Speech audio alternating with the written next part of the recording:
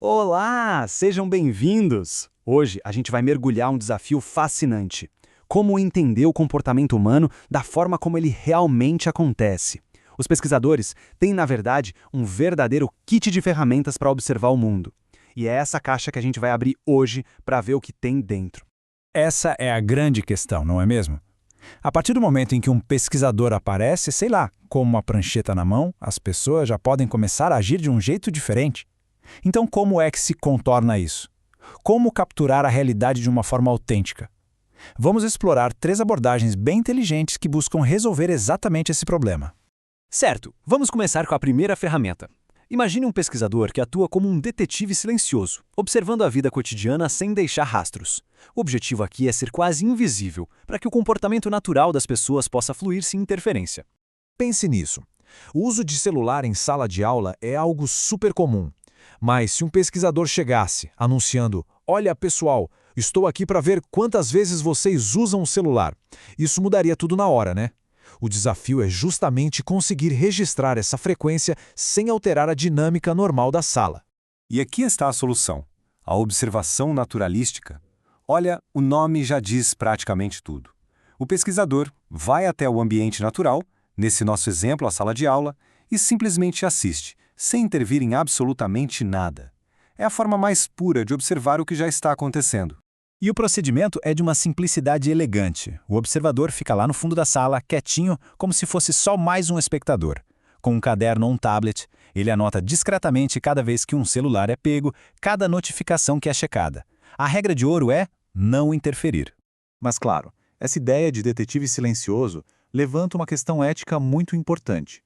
A ideia não é espionar de jeito nenhum. Pelo contrário, o ponto fundamental aqui é que a pesquisa só acontece com a autorização da instituição, seja da escola ou da universidade. Respeitar o espaço é algo inegociável. Ok, a observação naturalística funciona muito bem para coisas que acontecem o tempo todo. Mas e se o interesse for em algo raro? Imagine esperar uma criança compartilhar um brinquedo por pura espontaneidade. Isso pode levar dias, talvez semanas. Como é que se resolve isso? E é isso que nos leva à nossa segunda ferramenta. Se o comportamento não acontece sozinho, talvez o pesquisador precise montar um pequeno palco, sabe? Criar uma ceninha especial para aumentar as chances de que a ação que ele quer estudar apareça. Esse é o nosso novo desafio. Um pesquisador quer entender o altruísmo espontâneo em crianças, como o ato de compartilhar. Ficar sentado em um parquinho só esperando isso acontecer pode ser totalmente improdutivo. É preciso uma abordagem um pouco mais proativa. A solução é a observação estruturada. Em vez de esperar, o pesquisador estrutura uma situação específica. Não se trata de forçar o comportamento, mas sim de criar um contexto onde ele tem uma probabilidade muito maior de ocorrer. E a montagem para isso pode ser surpreendentemente simples, mas genial. Imagina a cena. Colocam-se 2 crianças numa sala com apenas um brinquedo muito interessante. A situação em si já cria a oportunidade para a gente observar como elas reagem. Elas vão negociar, vão brigar, ou, quem sabe, oferecer para compartilhar. O palco está montado. Então, o ponto crucial aqui é este. A observação estruturada é uma técnica eficiente para não perder tempo. O pesquisador projeta um ambiente para otimizar a chance de capturar aquele momento raro e valioso que precisa analisar. É o pulo do gato para estudar o que não acontece toda hora. Certo, já vimos como observar o comum e o raro, mas e aquilo que é fechado? Como estudar a dinâmica de um clube secreto ou de uma comunidade terapêutica, onde um observador de fora simplesmente não teria acesso à verdade do que acontece ali dentro? Para isso, a gente precisa da nossa terceira e mais imersiva ferramenta. Aqui, o pesquisador não é mais um estranho olhando de fora. Ele precisa se tornar um participante, alguém que entende o grupo de dentro para fora, sempre, claro, guiado pela ética. O desafio aqui é a profundidade. Observar de longe revelaria muito pouco sobre as regras não escritas, sobre a cultura e os laços que unem um grupo fechado. Para entender de verdade, é preciso cruzar a porta de entrada. E a resposta é a observação participante. Neste método, o pesquisador se junta ao grupo. Ele não finge, ele realmente participa, vive a rotina, conversa e constrói relações. É a única maneira de obter uma perspectiva interna, autêntica, sobre como aquele grupo funciona. Nesse caso, o papel do pesquisador se expande imensamente. Não é só olhar, é fazer. É participar das atividades, conversar com os membros, acompanhar a rotina do dia a dia e realmente viver a experiência junto com o grupo.